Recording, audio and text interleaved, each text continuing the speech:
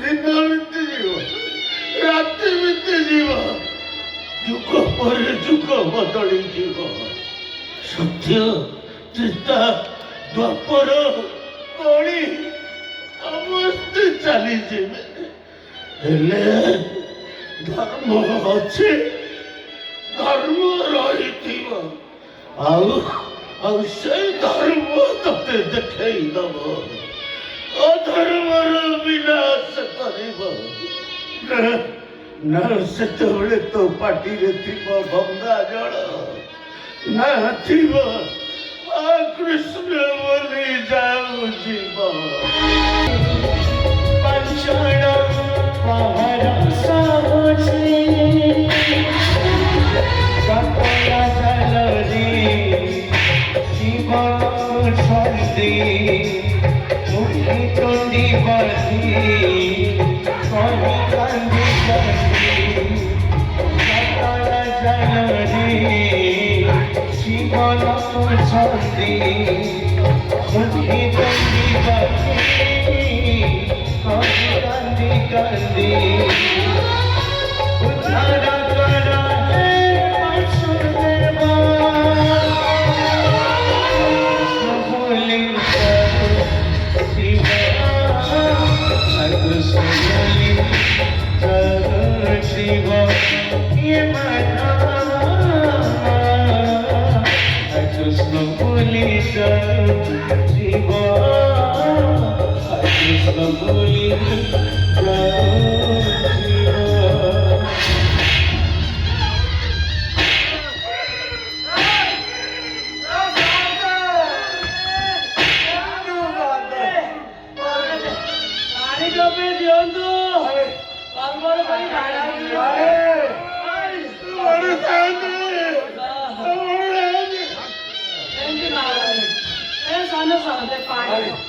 पानी पानी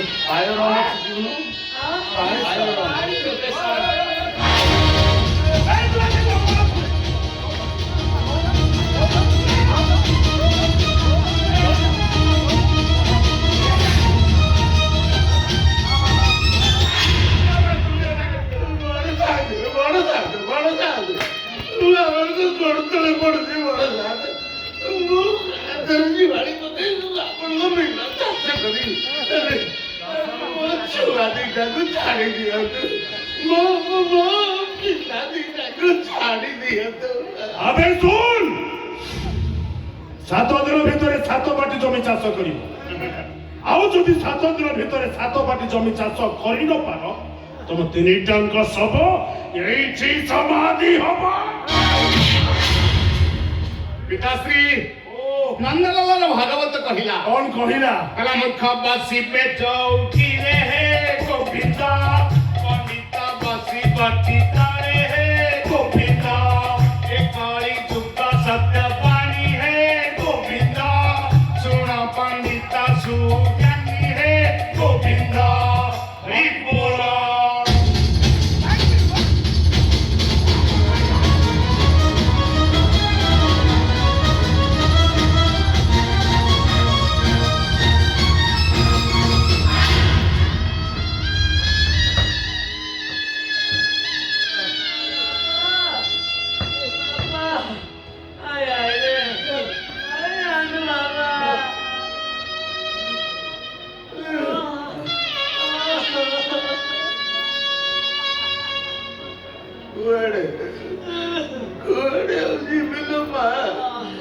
ଖାଲି ପେଟର ଭୋକ, ଦେହର ଯନ୍ତ୍ରଣା, ପେଟର ଭୋକ ସହିପାରୁନି, ଦେହର ଯନ୍ତ୍ରଣା ବି ମୁଁ ସହିପାରୁନି। ବାପା, ଏଇ ପୁଅ 4 ଦିନ ହେଇଗଲା, 4 ଦିନ ହେଇଗଲା ମୁଁ କିଛି ଖାଇନି। ବାପା, ପେଟର ଭୋକ ସହିପାରୁନି, ତମ ଦିଟାଙ୍କ କଷ୍ଟ ମୁଁ ଦେଖିପାରୁନି। ଗୋଟେ ରାକ୍ଷସ ପାଖେ ମରିବା ଅପେକ୍ଷା ଚାଲ ଆମେ ବିଷ ମରିଯିବା। ঠিক করছো, ঠিক করছো বাবা। এতে কষ্ট যন্ত্রণা পাইবা অপেক্ষা এ চৈতি, এই চল চল চল চল। ଆମେ ବିଷ ଶୋଇଯିବା। ଏଇ তুমি ଏମିତି କଥା କାହିଁ କରି କହୁଛ କହିଲ? ତମେ କଣ ଶ୍ରବଣ କୁମାର ଠାରୁ ବେଶୀ କଷ୍ଟ କରୁଛ? ଶ୍ରବଣ କୁମାରଙ୍କର ନିଜ ଅନ୍ଧ ମାତା ପିତାକୁ କାନ୍ଧରେ ବୋହି ନେଇ ତୀର୍ଥ ଯାଇଥିଲେ। ତମେ କଣ ତମ ବାପାଙ୍କ ପାଇଁ ଗୋଟାଏ ଖାଇବା କୋଉଠି ଯୋଗାଡ଼ କରିପାରିବ? ଆମେ ସବୁ କଥା ବୁଝୁଛି, କଣ କରିବି ତୁ କହୁନୁ? 4 ଦିନ ହେଲା ବାପା କିଛି ଖାଇନାହାନ୍ତି। ବାପାଙ୍କ କଷ୍ଟ ଦେଖିବନି କି ନିଜ ଦୁଃଖ ସହି ହଉନି। କଣ କରିବି? ତୁ କହନୁ ମୁଁ କଣ କରିବି? କହୁଥିଲି କହିଲ ଆଜି ଅକ୍ଷୟ ତୃତୀୟା ନା? ବାବୁଆଣୀଙ୍କ ଘରେ କେତେ କ୍ଷୀରି ପିଠା ମିଠା ଭାସୁଥିବ। ଆମେ ବାପାଙ୍କ ପାଇଁ ଗୋଟାଏ ଖାଇବା ମାଗିବାକୁ ଯିବା। ଏବେ ମନା କରିବେନି। ଆଜିକାଲି ଯୁଗର ଗଣ୍ଡେ ଖାଇବାକୁ କିଏ ଦବ କହିଲ? ସମସ୍ତେ ଦେବେ। ଆମେ ବାପାଙ୍କ କଥା ବାବୁଆଣୀ କି କହିବା ଆଉ ଜଣେଇବା। ଏ ବଡ ବାବୁଆଣୀ ମାନେ ମୋ ବାପା 4 ଦିନ ହେଲା କିଛି ଖାଇନାହାନ୍ତି। ବାପାଙ୍କ ଦୁଃଖ ଦେଖି ହଉନି କି ନିଜ କଷ୍ଟ ସହି ହଉନି। ଏ ଚୈତି ଆସୁଛନ୍ତି ପିଠା ମାଗିବାକୁ। ଏ ବଡ ବାବୁଆଣୀ ଏ ଚୈତକୁ ଗୋଟେ ପିଠା ଦିଅନ୍ତୁ। ଏ ବାପା ମା ମାନେ ଚାରିଦିନ ବୁଢା ଲୋକଟା ପେଟ ଖଣ୍ଡେ ଦାନା ଯାଏନି। ଆମେ ସେଟା ଭୋକକୁ ଟିକେ ସହିଯିବୁ। ଆରେ ବୁଢା ଲୋକଟା ଖାଇନି। ଯାହା ବି ଖାଇବା ଅଛି ଗଣ୍ଡେ ଦିଅନ୍ତୁ ବାପା ମା ମାନେ, ଧର୍ମ ହବ। ଦିଅନ୍ତୁ ବାବୁଆଣୀ ଏ ଚୈତକୁ ଗୋଟେ ପିଠା ଦିଅନ୍ତୁ। ମକର ଚାଉରେ କାଣୁଛି ଜୀବନ, ଭିକ ମାଗି ମାଗି ଗାଉଛି ଭଜନ।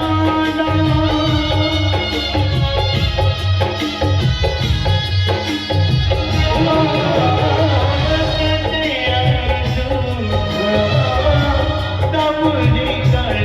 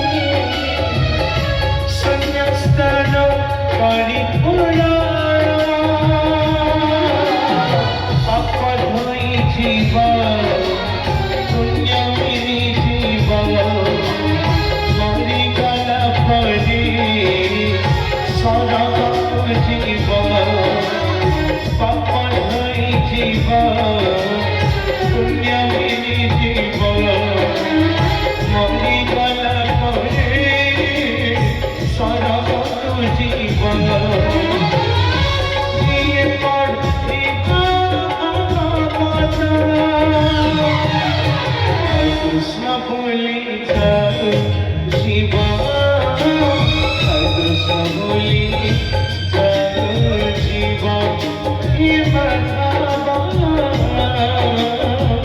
কৃষ্ণ বলি যাও জীবন কৃষ্ণ বলি যাও জীবন হে মাধব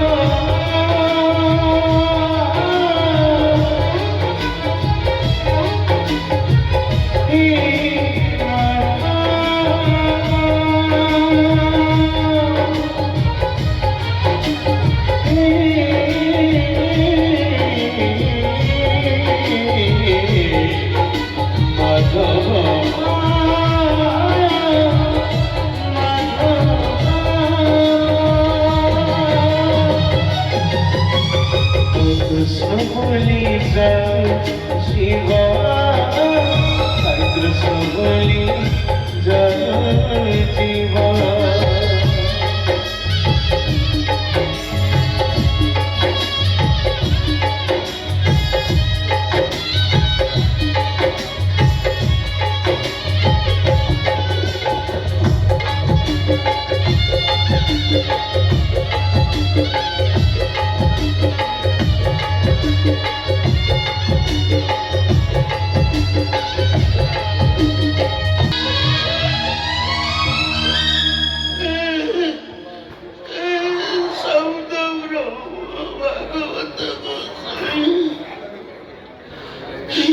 ମାଧବ ଚାରିଦିନ ହେଇଗଲା ତମକୁ କିଛି ଖାଇବାକୁ ଦେଇପାରିନି ନିଜେ ବି ମୁଁ କିଛି ଖାଇନି ତମେ ପେଟର ଭୋକ ସହିପାରୁନ କି ମୁଁ ମୋ ପେଟର ଝାଡ଼ା ସହିପାରୁନି ଆଜି ତମରି ଶବ୍ଦକୁ ପିଇ ମୋ ପେଟର ଝାଡ଼ା ମୁଁ ଶାନ୍ତ କରିବି ଗୋବିନ୍ଦ ଗୋବିନ୍ଦ ଗୋବିନ୍ଦ ତୁ ଗଡ଼ୁଛି ମକରନ୍ଦ ସେ ମକରନ୍ଦ ପାନ କରି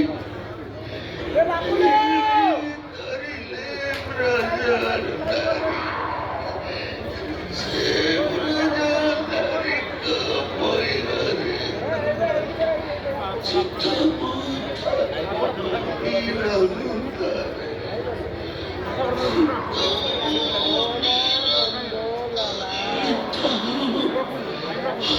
কৃষ্ণ বলি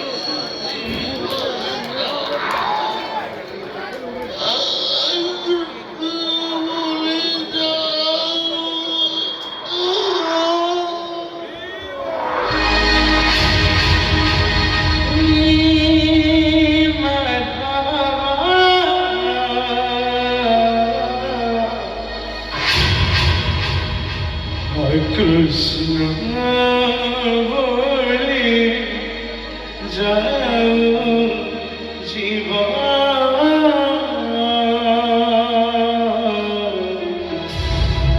ଜୟନ୍ତୀ ବାପାକୁ ଭୋକ ଲାଗୁଥିଲା ବାବୁ ବାବୁଆଣୀ ମାନେ କେତେ ମହାନ ଲୋକ ଟଙ୍କା ଦେଲେ ଖାଇବାକୁ ଦେଲେ ଝଟା ବାପା ବାପା ବାପା ଜୟନ୍ତୀ ବାପା ଭୋକରେ ଶୋଇପଡ଼ିଛନ୍ତି ବାପା ଭୋକରେ ଶୋଇପଡ଼ିଛନ୍ତି ବାପା ଉଠନ୍ତୁ ବାପା ଆଣିଛୁ ପିଠା ଦେଇଛନ୍ତି ବାବୁ ବାବୁଆଣୀ ମାନେ ଉଠନ୍ତୁ ଖାଇବେ ଉଠନ୍ତୁ ବାପା ଭୋକରେ ନା ଶୋଇପଡ଼ିଛନ୍ତି କଣ କରିବାକୁ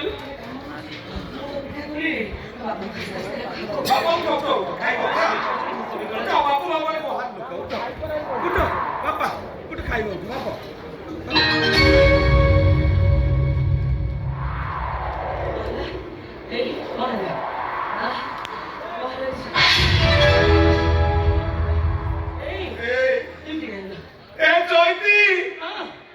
ବାପା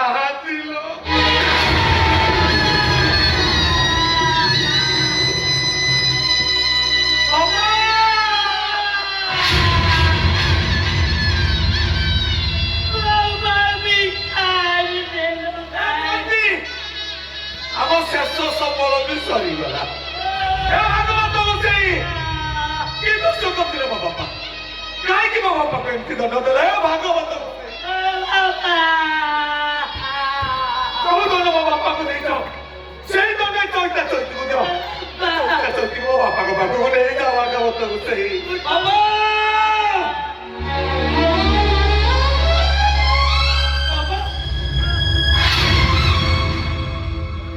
କୁଆଡ଼େ ଆସିଛୁ? କୁଆଡ଼େ ଆସିଛୁ? ମୁଁ ବାପା ପାଇଁ ଖାଇବାକୁ ନେଇକି ଆସିଛି। ଖାଇବାକୁ ଆଣିଛୁ? କଣ 60 କୋଟି 56 ଭୋଗ? ନା ତାଠୁ ଅଧିକ? ଯା ଯା ଯା ଯା ଯା, ତୋ ହାତରୁ ମୋ ବାପା ଖାଇବେନି ରେ। ଯା ଯା। ନାଇଁ ଭାଇ, ତମେ ସେମିତି କୁହନି। ମୁଁ ଗୋଟେ ପାପୀ, ମହାପାପୀ। ଜୀବନ ସାରା ମୁଁ ଏତେ ପାପ କରିଛି ଯେ ଜୀବନ ସାରା ଖାଲି ଅନୁତାପ ବିହାରୀ ମୁଁ ଜଳି ଜଳି ମରିବି। ଭାଇ, ମତେ ଟିକେ ଦୟା କର।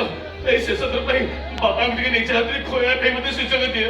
ଭାଇ, ଏତିକି ଦୟା କର ମତେ।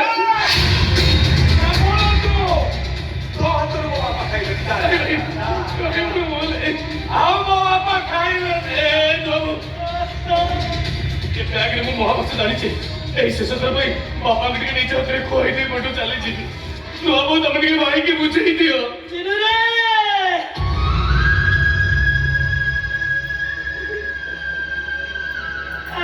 ଆଇନା ମହାପ୍ରସାଦ ଆଣିଛ ନାଇଁ?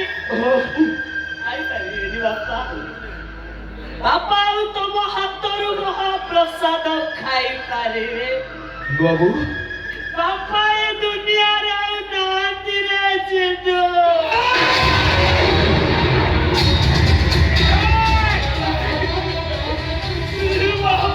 ପୁରା ବ୍ରାହ୍ମଣ। ମୋ ବାପାଙ୍କ ଶବକୁ ଛୁଇଁଲେ ତ ବେଦ ପଇତା ମରା ହେଇଯିବ। ବ୍ରାହ୍ମଣ, ତୁ ସାରା ଜୀବନ ବ୍ରାହ୍ମଣ ହେଇଗଲେ ମୋ ବାପାଙ୍କୁ ଛୁଇଁ ପାରିବୁନି। ଯା ଯା ଯା। ତମେ ମୋ ବାପାଙ୍କ ନିୟମ।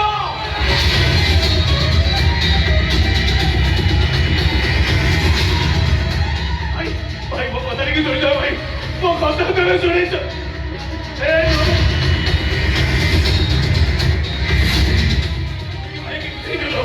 ଭାଇକି ତମେ ଟିକେ ବୁଝେଇ ଦିଅ।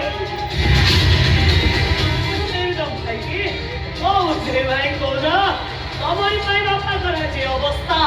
ଯୋଉ ବାପା ତମକୁ ଜନ୍ମ ଦେଇଥିଲେ ତାଙ୍କ ପାଖରେ ତମେ ପାଣି ଟୁପେ ଦେଇପାରିଲନି ଶେଷ ସମୟରେ।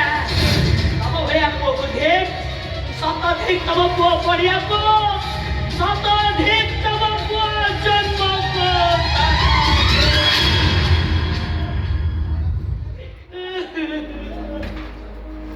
ଚୈତି, ଏ ଚୈତି, ବାପାଙ୍କ ଶବ ବସାଣିକୁ ଯିବ।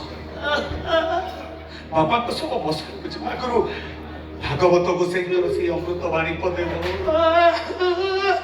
ଏ ଚୈତି, ଆଉ ଭାଗବତ ଗୋସାଇଙ୍କର ସେ ଅମୃତ ବାଣୀ ପଦେ ବୋଲ। ମୋ ବାପାଙ୍କ ଆତ୍ମା ଶାନ୍ତି ପାଇଯିବ। ବୋଲ ନା ଚୈତି, ବୋଲ। ভাগবত গোসাইଙ୍କର অমৃত বাণী পদে বল বল বল।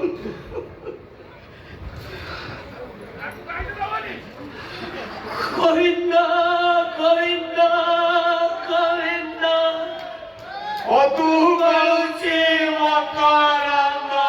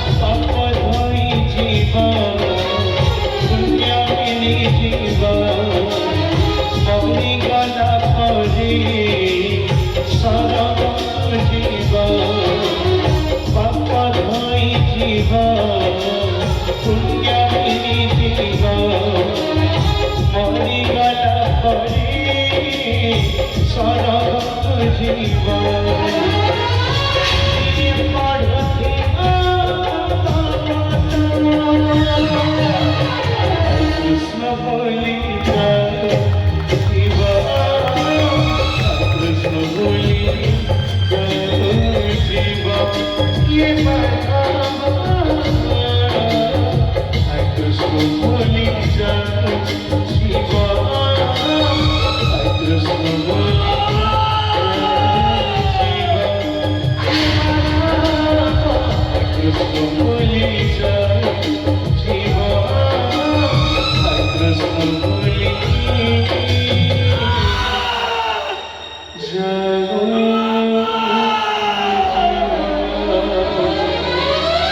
ଚୈତ୍ର ବୈଶାଖ ଜ୍ୟେଷ୍ଠ ଯୋଡ଼ା ଆଷାଢ଼ ତୋର 7 ମାସ ହେଲାଣି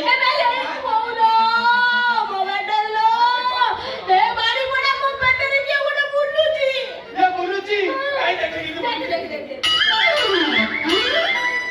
ଆଲୋ ବୁଲୁନି ଗୋଡ ବାଡେଇ ଖେଳୁଛି ଏ ମଲେଇ ଅପେକ୍ଷା କର ଦେଖିବୁ ଯଶୋଦା ପଳେ ଖେଳିବ କଳା କହ୍ନେଇ ତାପରେ ତୁ ହବୁ ଯଶୋଦା ମୁଁ ଭାବି ନନ୍ଦ ଆହା ମୋ ନନ୍ଦ କୋଳେ ଗୋବିନ୍ଦ ଆହା ମୋ ନନ୍ଦ କୋଳେ ଗୋବିନ୍ଦ ପାଦେ ସନ୍ତ ଭେରି ତୁରି ଭୁବନ ନନ୍ଦ ନନ୍ଦ କୋଳେ ଗୋବିନ୍ଦ ଆହା ମୋ ନନ୍ଦ କୋଳେ ଗୋବିନ୍ଦ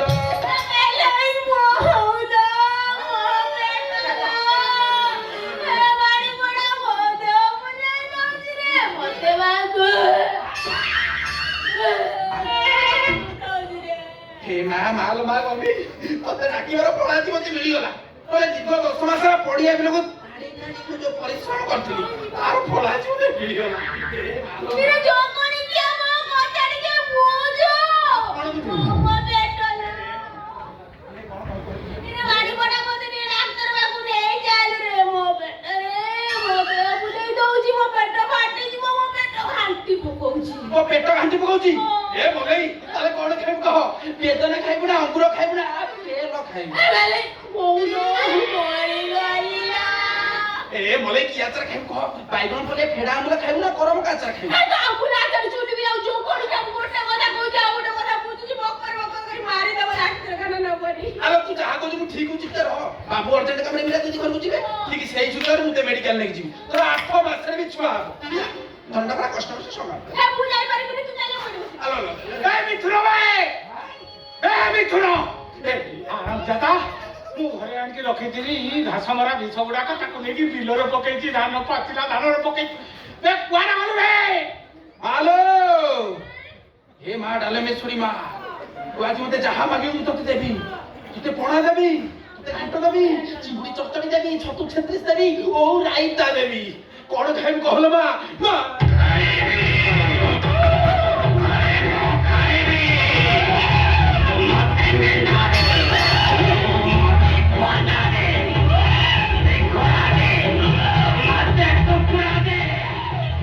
ତୁମେ ଜଗତର ସାହା ଭରସା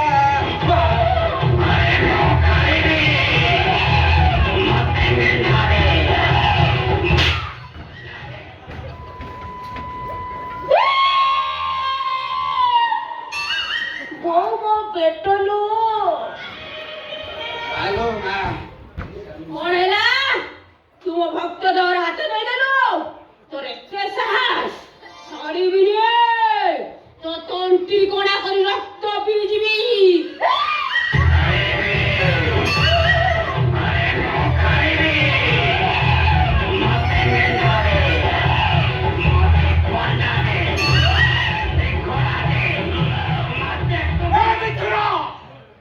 ଇଏ କୋଉ ଆଇଁଷ ଭାବେ କଣ ମେଣ୍ଢା ମାଗୁଛି ପଣ୍ଡା ମାଗୁଛି ଅଣ୍ଡା ମାଗୁଛି ଏ ମୋ ଘରେ ତୁ କି ଲୀଳା ଲଗେଇଛୁ ଏ କିଳା ଗୋଟେ ଏତେ ବଡ କିଳା ଆସୁଛି ତମ ପଛରେ ପୁରା ପଶିବ ବୋଉଲୋ ଆଉ ସମ୍ଭାଳି ହଉନି ସମ୍ଭାଳି ଯା କିଳା ଏବେ ଯିବା ଯିବା ନା ହଉନି କାଠେଇ ଯା ନା ହଉନି ହେ ଆଇଲା ଆଇଲା ହଁ ଆଇଲା ଆଇଲା ଆଇଲା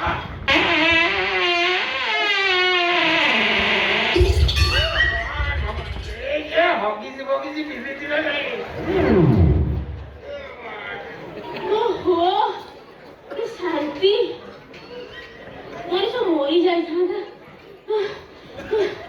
ମନା କରିଛି ଜଗଣୀ ତାକୁ ଖାଇବିନି ବୋଲି ବାଡି ଖିଆ ମାନିଲାଣି ଭୁଜା ଚେନାଚୁରୁ କମ୍ବଳା ଗଲା ତେଲ ଦେଇଦେଲା ଖାଇଦେଇ ପେଟ ଗ୍ୟାସରୁ ଫୁଲିଗଲା ଓହୋ ମଣିଷ ମରୁ ମରୁ ବଞ୍ଚିଗଲା ମାଇକିନାର ଗ୍ୟାସରୁ ପେଟ ଫୁଲିଛି ମୁଁ ଭାବୁଛି ପେଟରେ ଛୁଆ ଖେଳୁଛି କୁହନ୍ତୁନି ବାବୁ ଆଜ୍ଞା ତମକୁ ସତ ମତେ ମିଛ ଆଜ୍ଞା ତମେ ଆପणे ଏ ବାଡି ଖିଆ ମତେ ବାହା ହେଲା କେଡେ ବଡ ବଡ ଆଶା ଦେଖେଇଲା 8 ମାସ ହେଲା ସେ ସଙ୍ଗା ଭିତରେ ପୁରୀ ମୁତେ ଯାହା କରୁଛି ବାବୁ ସଙ୍ଗା ଭିତରେ କୋଉଠି ଜାଗାରେ ପୁରୀ ସବୁଠି ମଳ ତ୍ୟାଗ କରିଦେଇଛି ସେନା ମଳତ୍ୟାଗ ଅବସ୍ଥାରେ ଅଛି ବାବୁ ସେଗୁଡା ଶୁଖିକି ଟଙ୍କା କିଆ ବରା ଭଳି ହେଇଗଲାଣି ଆଉ ଏବେ ଯୋଉ ସେ ଗାମୁଛାରେ ମୋର ମଳା କଲା ଏ ଦେଖୁନାହାନ୍ତି ବାବୁ ସେଥିରେ କମ୍ବଳା ମଞ୍ଜି ଖଣ୍ଡିଏ ଖଣ୍ଡିଏ ଆଇଛି। ଆରେ ମୁଁ ସେଇଥିପାଇଁ ଭାବୁଛି ମୁଁ ତ ଭାଗବତ ସେଇ ପାଖରେ ଧୂପ ଦଉଛି ଝୁଣା ଜାଳୁଛି ଇଏ ଲାଟିନ ବାସନା କୋଉଠୁ ଆସୁଛି। ତାପରେ ଭାବେ ଯେ ଲାଟିନ ଯୋଉ ପାଇପଟା ଯାଇଛି ଏ ମୂଷା ଫୁଷା କାଠ କରିଦେଲେ କଣ କଲେ ଆଉ ସେଇ ବାଟେ। ଆରେ ମିଥୁନ ବାବୁ ମୋରି ମଠ ଆଜ୍ଞା ମୋରି ଖଟ ମୋରି ଭୋଗ ଆଜ୍ଞା ମାଣ୍ଟମ ଲାଟିନି। ନା ଶୁଣା ଯାଉ କିନ୍ତୁ ପଚଡ଼ା ବନ୍ଧ ବନ୍ଧଉଛି ଛୁଆ ଗୋଟେ ଝିଅକୁ ବାହାହେଇକି ତୁ 8 ମାସ ହେଲା ଛଙ୍କା ଭିତରେ ପୁରେଇକି ରଖିଛୁ। ବିଶ୍ୱାସ କରିଥିଲି ତୁ ଏମିତି ଅନେକ କଥା ଲୁଚେଇଥିବୁ।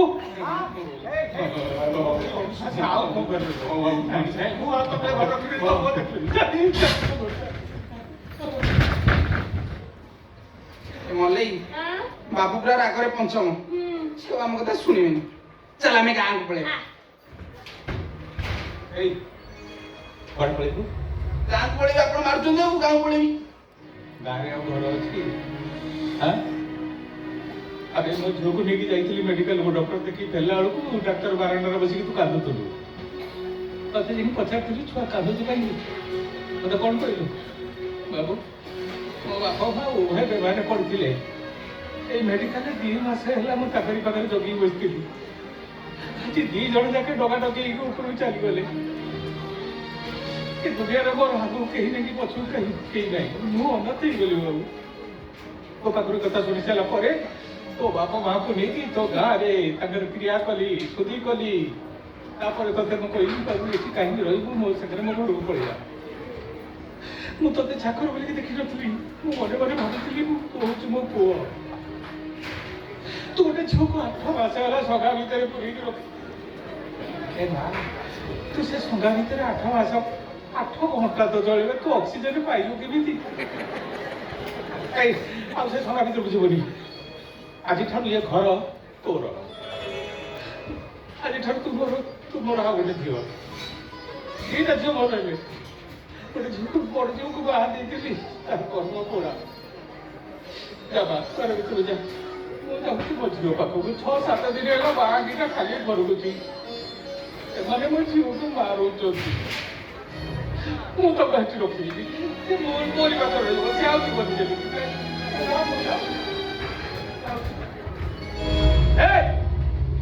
ମିଥୁନ ମିଥୁନ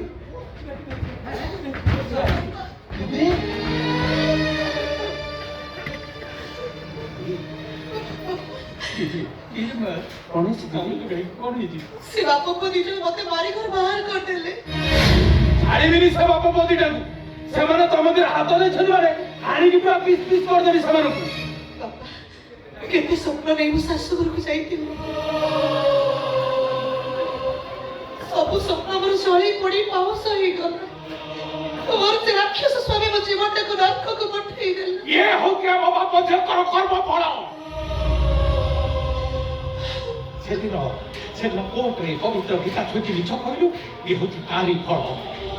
ଓରେ ଭାବି ରାକ୍ଷସ ସ୍ୱାମୀକି ସମର୍ଥନ ଜଣେଇଲୁ ଇଏ ହଉଛି ତାରି ଫଳ। ସବୁ ପରେ ଓ ଖୁସି ପାଇଁ ମୋ ପାଟିଟାକୁ ଚୁପ ରଖିଲି। ଇଏ ହଉଛି ଆମ ବାପ ଝିଅଙ୍କର କର୍ମ ଫଳ। ମୋର ସବୁ ସୁଖ ସରିଗଲା ବାପା। ମୋ କର୍ମ ଫଳ ପାଇଁ ଜୀବନ ସାରା ମତେ କାନ୍ଦିବାକୁ ପଡ଼ିବ।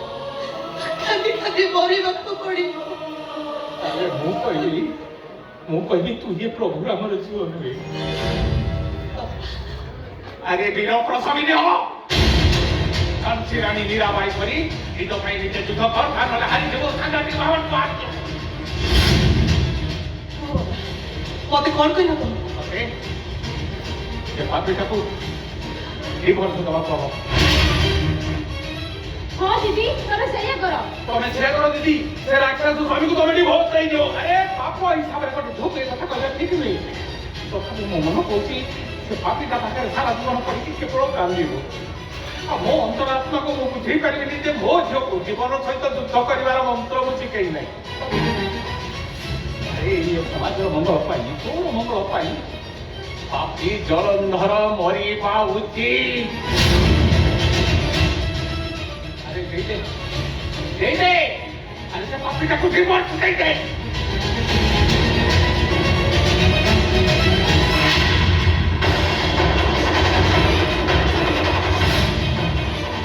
ଦେଇଦେବି ବାପା। ମୋର ସେ ରାକ୍ଷସ ସ୍ୱାମୀକୁ ମୁଁ ଡିଭୋର୍ସ ଦେଇଦେବି।